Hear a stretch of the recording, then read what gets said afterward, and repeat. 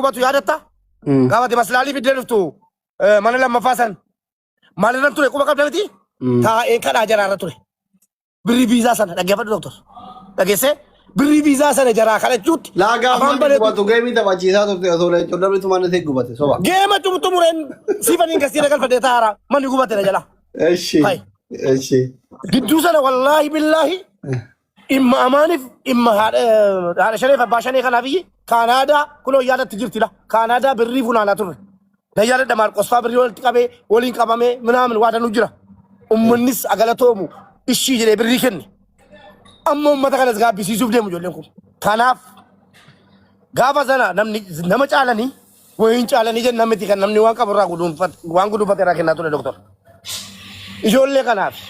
nuyyuu gatii amma kana kafallee jarri immoo haadhaaf abbaadha waan ijoolleen kun taatu hin beekamu si galee ammas ciniinnadhaati bucuu si nafe ijoollee kana achi baafadhaa siifan qaamaan gadi bu'ee jinniin gadi bu'ee dhugusitti biroo torteessi ati kayroorraa yoo amaan jiraatin qoy nan dubbadhaa dhiifama. Anaafasitti kana jala awwaaluu jirtan dhugaa kiyya na jala. Wallaahi rabbina awwaalu wala fi wala fi ya dhugaa maana ati asitti dhugaa qabda ishii dhugaa qabda. Lakkii warabbal kaabaa. Amaani nakii nama kabaje. Doktor. Mucatti usi. Usi dura. Usi nama ni kabaje mucatti. Sifan. Rabbi kelle qorraafi bokka keessoo jinne ke gaafataa ture baamana keessa joote. Ukumarraa dhufee jechuudha. Doktor Asli waa tokkitti sitti mun yaada. Isinitti mul'anne nama dhufee ragaa isinii ba'e isin akkamitti irraa shaffanuu barbaaddan nama dubartii waa'ee warratti galle waa'ee warratti galle. waa'ee fuudhuu dhabuu sanii dibartii. Obboleetti inshallah fuudhee yoo jedhee hiree ijoollee kana laaltooti. Waa'ee ijoollee dubbataa irra boodaan taakee dibittee rumtee amaanitti mubaarii geessee si dhalumti. Dhageessaa karaa biraatiin dhufte immoo tasgabbaa'ee dhaggeeffadhu ana obboleessa keeti. Dhaggeeffadhu doktor. Waa'ee puchuu amaan siifanii ilaalaa amaan siifanii ilaalaa warra irratti fuudhe taanaani yeraasu guddaa inoon jedhan immoo ana yaada kooti barla dhageesse guddaa isaati mucaan kun immoo haati shanee kun ijoollee kanatti gatii kafalteetti ijoollee kanatti dhiisi ija rabbinaa kenneen kana arge doktor mana hidhaatti deddeebitee isa siin ifatamaa anu dhaqee ifatamee doktor mucaan argee tokko hojii dhaqee ilaalee ifatamee haga dhaqee gaabbee dhaqee ilaaleeni amaaniin jaallateenis gatii guddaa qaban ijoollee kanaaf jedhu abbummaan aman ijoollee kanaaf kafe guddaadha haadhummaan siifan la waayinaadhaan dubbatamu waayinaadhaa gonkumaa hin madaalu kan siifan erga dhagaaniin jedhe waa tokko si magala doktor siifan ijoollee kana fudhattee gara kaanaa deemtu hin jiru biyya Ijipti keessatti jala muriiti qabadhu amaanis immoo biyya Ijiptitti deebi'ee abuutu waan dubbadhen deema biyya Ijiptitti deebi'ee abadan wallaahi guyyaa lama jiraatu karchallee gala waan argine beenna kanaan dura eessaan isa galu eessaan amaan biyya Ijiptitti deebi'uu hin danda'u amma ashaaraan irraa ka'utti baaftuun jiru maa inni ijoollee kana dhamaasuu dhiisanii ijoollee kana of qabanii amaanis yoo fuudhe yaa siifu dhaggeeffadha yoo fuudhe dantaasaati jedhiiti ciniinnattee adda keessa ijoollee keetiif ijoolleen kee kun ijoollee qalbii miti ijoollee namni bakkeetti hawwudha erga haadhummaadhaan gatii kanatti kafalte ijoolleen kee kun gara kaanadaatti achi baanu babaaleen baboolee birrii kaa ispoonsaraa sana yoo jala jiraatte Abdul ummata Oromoo irratti asitti kenne kunoo Dr. Asliin ni jira siifanittis hin kennamu amaanittis hin kennamu yoo ijoolleen kun hin baane wallaahi billaahi tillaahi seeraanis ummata irrattis isin hin gaafadha jechuudha maallaqni kun maallaqa uummanni Oromoo ispoonsaraa kennedha lasiifana eessatti ijoolleen itti nabaatu yoo abbaaniif haati wal xiiqii waliin qabanii boqolan bisuu barbaadan ijoolleen itti nabaatu birriin siifanitti kennamu hin jiru birriin sun mormanne cite malee birriin amaanitti kennamu hin jiru kan ijoollee daa'immaniiti as raggicha dhagaachuu anatu ijoolleen birrii amma rakkoo jiru maal beektamu bee lola jaraa argineemi ijoolleen kun ijoollee Oromootimi hawaasa kana bira dhaabateemi sigalee miti hawaasa kana bira dhaabateemi faayidiin amaan irra jira ijoolleen as jirti birrii hin kennan ijoolleen birrii hin kennitu ayyeroo lama gaafatamee bar birriin ka ijoolleetii amaan illee fullee waa irraa qabu jeeri fakkeenyaaf gizee isaa walolan amma akkamitti mee warri waa'ee ispoonsaraa kana keessa beekan ijoollee Oromoo tana haadhaaf abbaa irratti wal dhaban kana akkamitti as keessaa baafna dhageettanii dubbiin kana waan dhageettan kana ijoollee tana akkamitti as keessaa baafanne ispoonsara okeen gad deebi'e faayila kana akkamitti addaan baasanii achi baasuu hin danda'ama waan kanarratti nu gargaara yoo waan bitan sanillee ammuhaami moo maal jedhanii waan sanillee bitanii jala deemuu taate waan kanarratti akkam godhamee yaada nu kenna ishee awwaalee duraa dubbii kana keessa beekanii kanuma malee kobiriin hin deebi'a miti mi'uutira jirta. Dr. Asli yaadamu atamma qabatten qabaddenis yoo ijoolleen ba'uu ijoollee kana hiree jaraan gubnu gatii barbaachisu ummanni ammas hin godha kaleessa gargaaraa ture ijoolleen akkamitti baatii irratti mari'achiise obboleessa koo anasiin jedhe lamman jaraayyuu erga jarri wallaalanii gatii ijoollee kanaa baasan dagatanii mootii tafallee dagannu gatii ta'eef waa ijoolleetii yaadan lakkii xiiqii waliin qabnee jirra as gorrachi gorra jedhame haga mootummaan ijoollee kana harkaa fudhachuu goona nagaatti. Mubeen illee naarrabsu akkasitti dhugaa kiyya dubbachuu osoo hin taane naarrabsu laala akkasii wallaahi mee takka mee waa dhageeffatullee bara dhufillee dhageeffadhu amma dhimmi kun takka dubbata jaraatti kenna kararra si kaaya dhageeffadhu kararra si kaaya dhimma keetii na dhageeffadhu karama simaafi hin dubbatta sabboon afaan takka qofa na dhageeffadhu hin dubbatta dhageeffadhu. Dhimmichi na laalsiifu akkami nuti karaa kamiin lallabeeyta dhimmi akkuma biluu asitti fisan dhimma keeti miti nu yaachisaa jiru dhimma amaanillee miti isin lamaan feetan araarama feetan hin araaramina dantaa keessani ilma sabiyyii maleekaa waan beeyne zambii hin qabne isin lamaan jidduutti dararamaa jirtuu kana nu yaachisanu sigalee ati miidhamte amaan miidhe siifuun miidhee keessa jiru nuti ilmaan keessan kana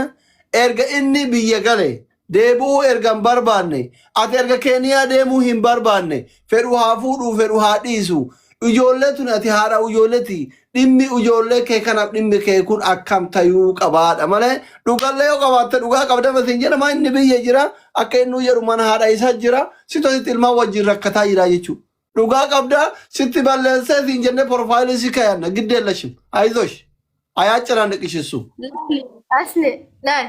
keeniyaa dhimma jettan kana siigalee akkuma sittime abbaan ijoollee kiyyaa keeniyaa deemne jedhee dhimmi inni naan mari'ate tokko hin jiru. Dhugaa jirtu yeroo jalqabaa innillee isinitti himee jira itti bilbilanii itti haasa'anii jennaan ganaa haasaa keessa lallaaq ganaa ka isin aarsaa abbaan kafalee jira jettanu ani hintala Oromoo ta'ee ilmaan shan siigalee maatsanii kiyya keessa ka sibiilli jiru abbaan guyyaa tokko haammatee hin ciise osoo isin hin jedhu jechuun abbaan guyyaa tokko haammatee hin ciisne bara kiinaa fuula keetti naqa osoo naan jedhu waggaa beekan obse kanan isin hin jedhu aarsaa adummaa hin kaffalli naan jettanii nama bar guyyaa tokko ilmoo isaati xuuntoo inni isiniin jechuu jira haqa maalinaa dubbachuu jirtan isin nama isinit dhufee fuudhee jira isiniin jedhu haqa maalinaa dubbattan isin akka raaqni dubartii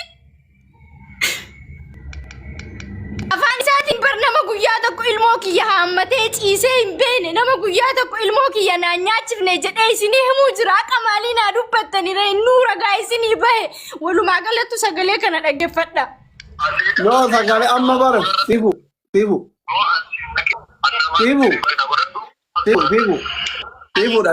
dhaggeeffadhu siifu na dhagaye mi'uusi godhee dhagaye nuti amma barka barbaa ishii ati miidhamte ummanni illee argaara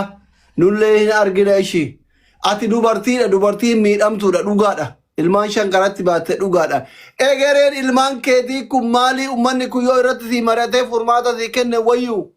jaarsaaf jaartii waan baay'ee waliin jedhan oolanii ilmaan walirraan cabsitu waliin ajjeeftu jaarsi jaartirratti fuudhuu waltumuu walloluun siif amaaniin haarawa bahe akkasii shee awwal mo'eenni kun ka maqaaf maddiin jedhu dubbii kana jalqabarraa keessa beeytanii shee awwal manama biraati kun ka shee awwal hin fakkaatu.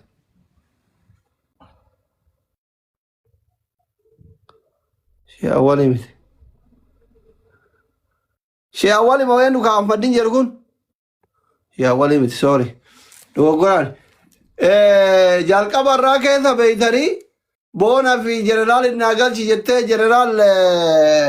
وان كان كم قونا ما يكونوا لقيتي لبيهم ده ما قالوا فرمات الرئيس نيكن هم ورا منا كيف يجروا جل يجروا يا أصلي الفاتح أجر على شيء دبي لكن نجرا وان كرا مناديرو كان هم دايرا إما أمام فود وكاسيفون كستات دونتاني المون نما المو نمني المو كابو دوغا تكرر أبتهوني دبّتشو برغاتشو يولي كنا فرمان نبؤو أبا خراكا مينو سبونسر رسول مكاسا رايو كاكرا مكاسي تجيجيرامي مجايون تنفوتي يولي كنا أتشكي سابقو دمالي أمانين ولا تفرقو قبان ومبدا مالي ونسر رايو تكون جور kanaaf warri sponsora kana qabee fi karaa xabaqaatiin illee ta'ee karaa kamiinuu akkaataa itti hordofaa fi jiran ummanni kun hordofee fi mucayyoon ijoollee qabattee bayu amma yoo rabbi laafiseef karaa itti aanjeheen ijoollee isaatiitti deebi'u yoo ijoollee isaatiitti hin deebi'u akkuma jedhu yookaan fuudheetiniin niitii qabaate sun nun galchu nuti dhimma nama lamaa keessa galle dhimma dhiirsaa nuti keessa gallee sanii fi tanatti deebi tana dhiisisanitti deebi waan jennu hin qabnu. wanni godhamuu qabu furmaanni daa'imman tana qofa godhu daa'imman tun rakkoo kana keessaa bahu karaa kamiinuu taanaan warri ispoonsara qabeef warri mallayni harka jiru karaa itti jijjiiramuu danda'a yoo ta'e jijjiiranii fi furmaata buusuu fi qofa malee isiillee nama isa himattee innillee isii himatee himannaan jara lamaanii bu'aa takka hin qabu har'a yoon walitti araarsine burganama walitti deebi'a ummanni kun sigala namni takka mana keessa shaytaanni takka seenaan lamuu wanni tasaakawuun jiru dhugaa walitti himna kanaaf kirikkirii jarri lamaan illikii wal qabatan garasii garanaa dhagaa walitti darbuu dhiisanii furmaata ilmaan yaadu ilmaan takkaa miti ilmaan afurii fuutee illee biyyatti deebitee jireenyi biyyatti ilmaan karooriin jarri jiraatanillee ulfaataadha tarii karaa keeniyaallee deeme yoo yanii mucayyoo tana taaribaan ganaa karaa keeniyaa deemuun ulfaataadha siigalee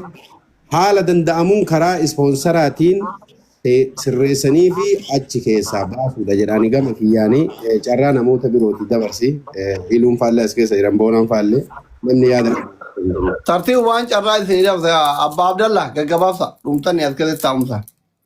Amma asirratti wanidha irratti dubbatuu qabdan jalqaba mallayni isin guurtan ka ispoonsaraa naqameef akkasumatti jira okeen deebi'ee jira rakkoon jiru jaraan wallolee faayila isaatirra jiran waan kana warri biyya faranjii jirtan warri waa'ee ispoonsaraa beeytan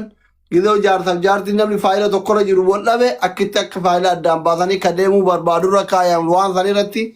akkitti nu gargaartanii fi akkam akka ta'uu qaburratti akka jedhu nu kennitan barbaada warri ispoonsara godheefillee ijoolleen akka ta'e ijoolleen akka ijoollee oromoo akka ta'e namni hunduu ifa galaadha hin beeka akkuma keessan kana jechuudhumaa fi Abba Abdallah itti fufu.